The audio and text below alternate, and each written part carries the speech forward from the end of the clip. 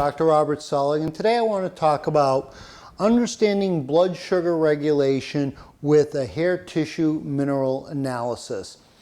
So first we want to kind of look at the big picture of why we have such an epidemic of blood sugar dysregulation, which is hypoglycemia, hyperglycemia, insulin resistance, prediabetes, diabetes, metabolic syndrome. It's so common in our country today that, there should be red flags going off, say, hey, wait a minute, what's going on?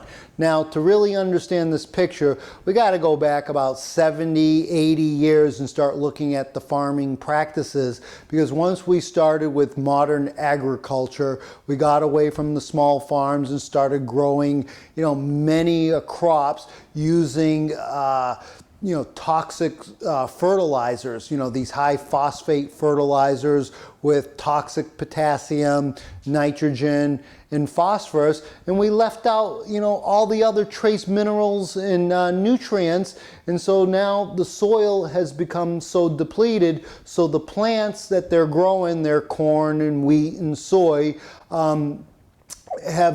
when they start growing in these toxic soils, they don't have a defense system to the invading bugs and insects, and so now industry has to come in and make the problem even worse with the chemical pesticides and herbicides and fungicides, and then these chemicals start leaching into the plants, and we're eating the plants, so not only are we getting deficiencies, we're getting toxicities, and these toxic metals are getting into where maybe zinc should be, now cadmium is. So cadmium should not belong where zinc should be, and that will cause many problems down the road. So we have to understand how important it is when we're talking about blood sugar dysregulation, and how important it is to understand the minerals in this system. Now, we talked about really the soils, and then we also have food choices. Now, the choices that we're making in the foods that we do have available to us, we're choosing the wrong things. We're choosing, all the processed foods, the refined foods, the high sugar foods, a lot of the excessive carbohydrates, which are really putting a exorbitant amount of stress on the whole blood sugar mechanism in our body. So we're not eating the right foods, we're not choosing the right foods. Now, the other half to the equation is how we actually digest the food and assimilate the food. And right now, I know about 80% of our population has low stomach acid. How do I know that? I see a lot of hair tissue analysis, and when I see that sodium below a 10, sodium should be at a 25, when it's a 10 or less, I know that you're not making hydrochloric acid. And without stomach acid, you will not be able to break down your proteins into amino acids, and those amino acids are needed to make your hormones such as cortisol, adrenaline, thyroid hormone, insulin, and every other hormone and neurotransmitter in the body. So there's one problem.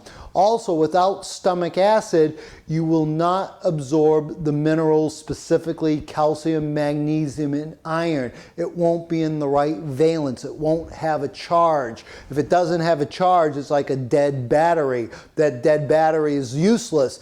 And so we want to make sure that we have stomach acid so that the minerals actually are in the right valence, so that they can have the right charge to do what they need to do. And so when we're talking about blood sugar, we know that the blood sugar ratio is calcium-magnesium. We know that calcium is needed to release insulin from the islets of the pancreas. And so if we have too much calcium, that too much calcium will release too much insulin. Too much insulin will be very antagonistic to the thyroid hormone, and that will make your metabolism very sluggish and slow and snail-like, and that's our weight gain, that's our lack of motivation, that's our brain fog, that's our, all the things in our culture that we see with this slow oxidation.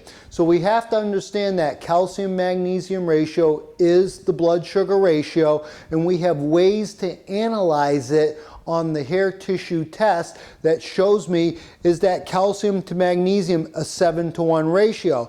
Once that ratio goes to a 10-to-1, I know that we're getting into pre-diabetes. This will show up light years before any blood lab test will reveal it. The HbA1c test may not pick it up. The fasting insulin, the fasting blood glucose, the glucose tolerance test may take years before we actually show signs that this patient is diabetic, when I can see the trend towards diabetes years before you actually have diabetes. So this is the importance of being able to be, preemptive and to look at the trends in the body using a simple tissue biopsy of your hair that we send off to the lab to analyze the micro and the macro minerals. If I see a low chromium level, we know chromium is needed to sensitize insulin on the cell membrane. If you have low chromium, you will be plagued for insulin resistance. Sometimes all it takes is a little bit of chromium to make the cell more sensitive to insulin, so insulin can do its job of shuttling the glucose into the cell. That's really the main function of insulin.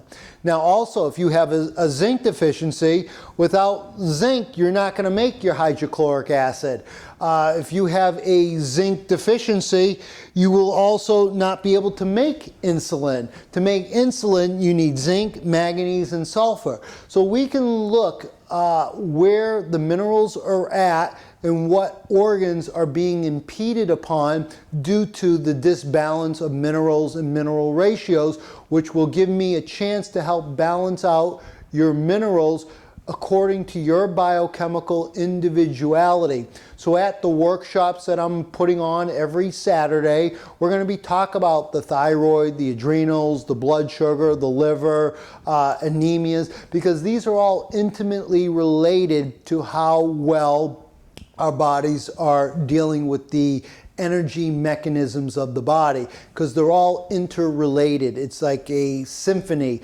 If one instrument in the orchestra is off, the entire orchestra is off. The symphony is off. The music won't sound good. If one mineral is off, that can have a profound effect on the whole mineral matrix, causing a wave of destruction from high blood sugar to low blood sugar to you name it, it can cause it. So we need to have a sophisticated way of seeing the health trends in the body, and the hair tissue mineral analysis is the tool that I need so I can help you restore your health. I look forward to seeing you at my workshops. Thank you for your time.